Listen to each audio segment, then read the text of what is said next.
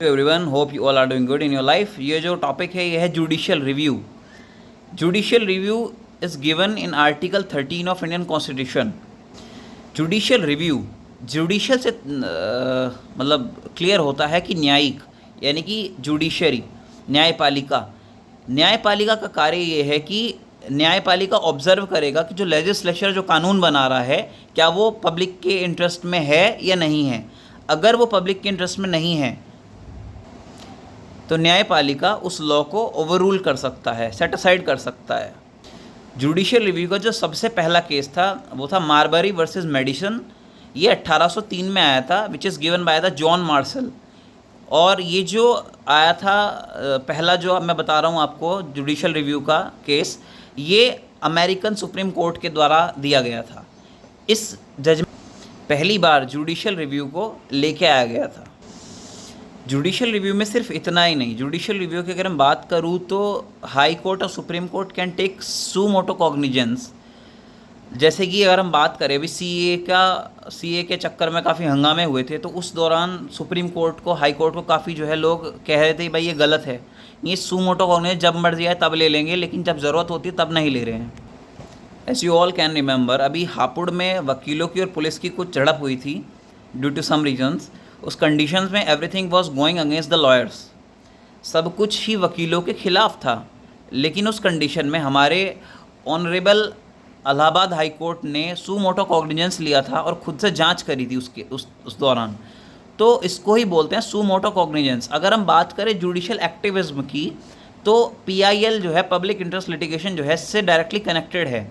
अगर आपको कोई पूछे कि जुडिशियल रिव्यू या फिर जुडिशियल एक्टिविज्म क्या है या फिर पब्लिक इंटरेस्ट लिटिगेशन क्या है, तो all are connected to each other.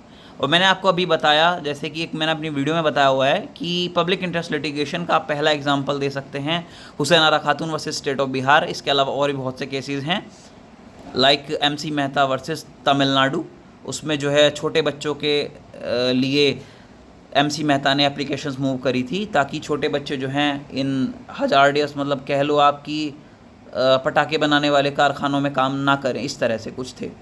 अगर मैं इसी को और बढ़ाऊँ, बात करता हूँ पब्लिक इंटरेस्ट लिटिगेशन का एक अदर एग्जांपल भी दूँ, तो मैं आपको बताना चाहूँगा Vishakha versus state of Rajasthan. आपने नाम सुना ही होगा, इट्स अ लैंडमार्क जजमेंट। तो इस केस में क्या हुआ था, देयर वाज अ लेडी, उसका नाम था भंवरी देवी, और वो थी सोशल वर्कर थी वो। तो वो लोगों के हित के लिए कार्य करती थी। तो उस दौरान क्या था पहले के टाइम में कि जो छोटी बच्चियां थी, यानी कि नाबालिग लड़कियां थी, उनको शादियां करा देते थे। तो जो भंवरी देवी थी, अपने ही गांव में एक नाबालिग लड़की की शादी को रुकाने के लिए चली गई थी अपर कास्ट के लोगों में।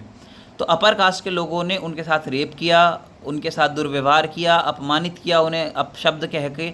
उस कंडीशन में जो भंवरी देवी थी, उन्होंने अपने सेशंस कोर्ट का दरवाज़ा खटखटाया, लोकल पुलिस स्टेशंस का दरवाज़ा खटखटाया, केसेस चले, बट कुछ हुआ नहीं। उसमें एक्यूज जो थे वो बरी कर दिए गए थे, एक्विट कर दिए गए थे। उस कंडीशन में जब इनके साथ सब कुछ बुरा ही बुरा होता चला गया था, तब जो विशाखा एक एनजीओ थी, विशाखा एनजीओ के द्वारा भंवरी देवी की तरफ से एप्लीकेशंस मूव करी गई, तब कहीं जाके भंवरी देवी को न्याय मिला। और उसके बाद में ही एक नियम आया, हालांकि ये नियम पहले आ गया था, महिलाओं के ऊपर जो यौन उत्पीड़न के केस होते हैं एट वर्क प्लेस, उनमें काफ़ी ध्यान रखने वाली बातें इस गाइडलाइन यहाँ से मिलती थी।